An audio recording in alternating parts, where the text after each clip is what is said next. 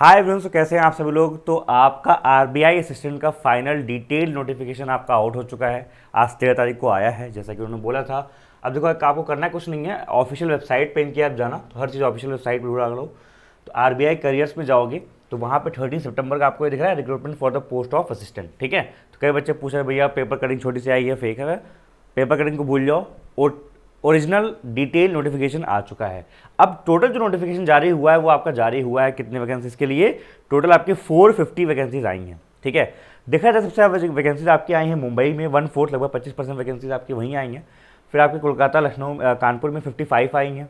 फिर आपकी मैं दिल्ली में अगर बात करूँ तो न्यू दिल्ली में आप देखोगे 28 वैकेंसीज आई हैं। फिर आपके हैदराबाद में नहीं, गुवाहाटी में 26 आई हैं। 58 आपके बेंगलुरु में आई हैं, बेंगलुरु में भी अच्छी खासी वैकेंसी आई हैं। लेकिन ओवरऑल वैकेंसीज का नंबर इस बार काफ़ी कम है, इस बार काफ़ी कम है। एंड मतलब आई एम रियली सरप्राइज जब इनका जो जो मैनेजमेंट का रिक्वायरमेंट था, जो इन्होंने लेटर लिखा था अपने एजीएम को, आगे डीजीएम को, उसमें तो ये लिखा था कि यार 2 साल से वैकेंसी नहीं आई है, अब बढ़ा के निकालो। लेकिन इन्होंने बढ़ा के निकाला नहीं। और we are seeing the trend, यार इस साल वैकेंसीज इतनी ज़्यादा कम क्यों आ रही है, आई डोंट नो। मतलब इलेक्शन होने के बावजूद वैकेंसीज इस बार बहुत कम आ रही हैं। Let's see. अब ठीक है, अब क्या करा जाए यार, जो भी आया है उसमें देखते हैं। ठीक है, कोई दिक्कत की बात नहीं है, जो आया देखते हैं, बढ़िया से पढ़ेंगे। आरबीआई असिस्टेंट बहुत ही बढ़िया एग्जामिनेशन होता है, बहुत ही अच्छा एग्जामिनेशन होता है। आपको पता है ये ऐसा एग्जामिनेशन है जिसको मैक्सिमम बैंकर्स भी भरते हैं। ठीक है, चलो उसके बाद आगे बढ़ते हैं। इसमें अब है क्या क्या, यहाँ पे जल्दी देख लेते हैं, खटाक से शॉर्टकट में देख लेते हैं क्या इंपॉर्टेंट चीज़ें हैं। आपका यहाँ पे जो फॉर्म डेट हो रहा है आपको 13 से आज से ओपन होगा 4 अक्टूबर तक। और इसका जो प्रीलिम्स एग्जामिनेशन है वो आपका 21 अक्टूबर को है। जो आपका मेंस एग्जामिनेशन है वो आपका 2 दिसंबर को है। 21 अक्टूबर की अगर बात की जाए तो लगभग आपके पास एक महीना के आसपास 40 से 50 दिन मिलता है। और ये आरबीआई ऐसा करता भी है, आरबीआई या नाबार्ड वगैरह बॉडी लोग ऐसे ही करते हैं, आरबीआई वगैरह। ठीक है। अच्छा, एलिजिबिलिटी की बात करें, एलिजिबिलिटी आप देखोगे तो आपको पता है इंडियन ये सब होना चाहिए। एज की बात करते हैं, एज का इन्होंने रखा है एस ऑन 1 सितंबर। 1 सितंबर को आपकी एज काउंट होगी, ध्यान रखिएगा इस चीज़ को, ना कि 13, 1 सितंबर। ठीक है, 1 सितंबर के पहले एस ऑन आप 20 या 28 साल के बीच में होने चाहिए। और ये लिखा हुआ है इससे पहले नहीं होना चाहिए, इसके बाद नहीं होना चाहिए।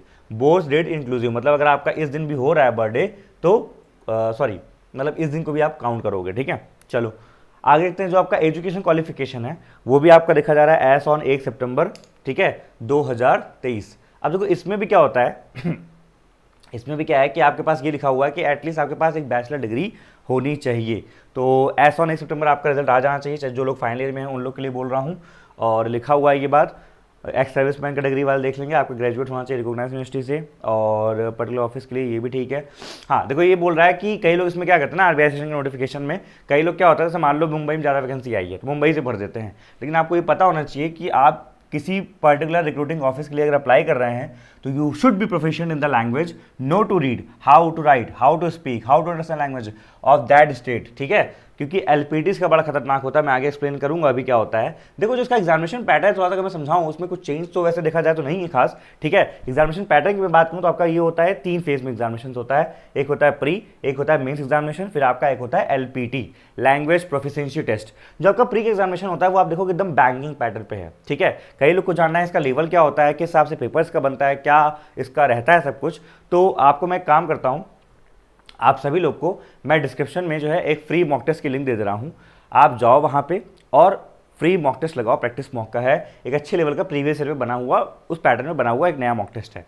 आप लोग काम करो, ठीक है, कि जब भी कोई फॉर्म मैं भरता हूँ ना तो मैं हमेशा एक काम ये करता हूँ, भैया उसका एग्जामिनेशन, उस एग्जामिनेशन का एक वो करूँ, मॉक लगा लूँ। उससे मुझे ये आइडिया ये मिल जाता है कि यार इस एग्जामिनेशन का लेवल क्या आता है, किस किस तरह क्वेश्चन आते हैं, किस किस पैटर्न पे चीज़ें आ रही हैं, मैं 20 मिनट्स में कितना कर पा रहा हूँ, और मेरा अभी कितना मार्क्स आ रहा है, कितना परसेंटाइल आ रहा है। ठीक है, सभी लोग जाओ, नीचे डिस्क्रिप्शन में आपको मॉक टेस्ट मिलेगा, उसको देख के देखो और ये बताना कि अभी आप कहाँ स्टैंड कर रहे हो, अभी आपके कितने परसेंटाइल आ रहे हैं। ठीक है, फिर आगे बात करेंगे, प्रिपरेशन स्ट्रेटजी वीडियो बनाएंगे आजकल में, देखा जाएगा। ठीक है, मेंस एग्जामिनेशन की मैं बात करूं तो मेंस एग्जामिनेशन का क्या है, रीजनिंग आपका आता है, इंग्लिश लैंग्वेज आता है, numerical ability, general awareness, computer भी इसमें आता है। आपको पता है 200 क्वेश्चन आते हैं, 200 मार्क्स के, 135 मिनट्स आपको रोड डिटेल में मिलता है।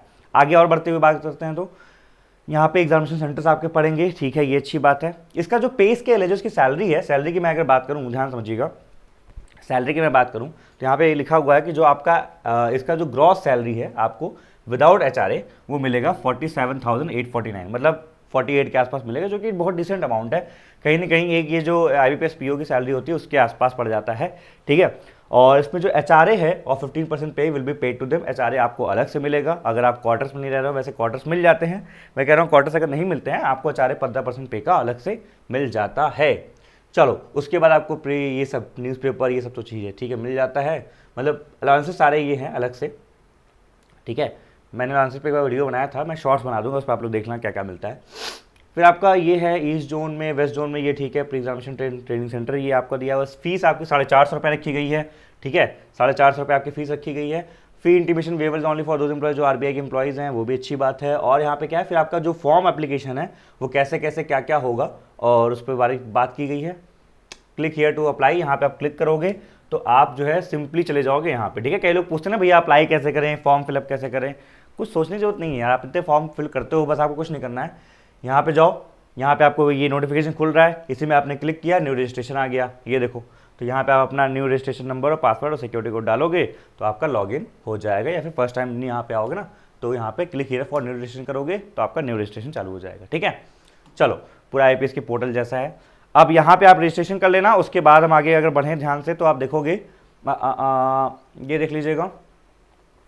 अच्छा आपको थोड़ा सा मैं आपको आइडिया दूं, जैसे ये ध्यान से समझिएगा, देखो ये मैं आपको थोड़ा एलपीटी का बता दूं, मेंस का तो मैंने बताई दिया आपको, मेंस के बाद एलपीटी रह गया। देखो एलपीटी आपका जो होता है ना, ये एलपीटी जो आपका होता है language proficiency test, the candidate shortlisted for the main online examination. देखो जो प्री का एग्जामिनेशन आपका होता है वो क्वालिफाइंग होता है, मेंस के मार्क्स आपके जुड़ते हैं, तो मेंस के हिसाब से आपकी बनती है मेरिट। तो जितना बढ़िया आप मेंस में मार्क्स लाओगे उतना ही बढ़िया होगा, पहली बात। दूसरी बात, जो आपका मेंस का वो है क्या बोलते हैं, उसका जो कट ऑफ आएगा उसके हिसाब से आपको एलपीटी देना पड़ेगा। अब जिस भी स्टेट का होगा, जैसे मान लो आपने महाराष्ट्र से अप्लाई किया है, अच्छा हर स्टेट का जो हेडक्वार्टर का है वो लिखा हुआ है ना, उसका मतलब आप उस स्टेट से अप्लाई कर रहे हो, ठीक है।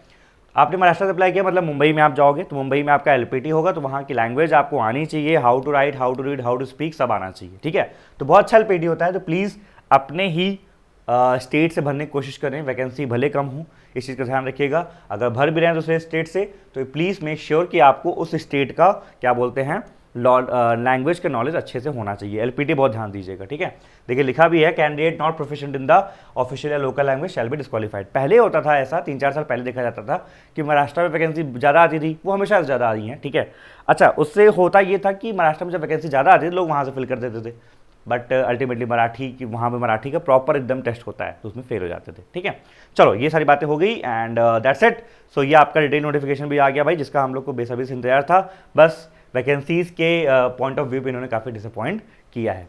चलो बाकी जो आया है करते हैं, तैयारी करते हैं, ठीक है। तैयारी कर दो अच्छा बढ़िया से। Bye bye, take care. हाँ जल्दी आपसे मिलेंगे प्रिपरेशन वीडियो के साथ, ठीक है।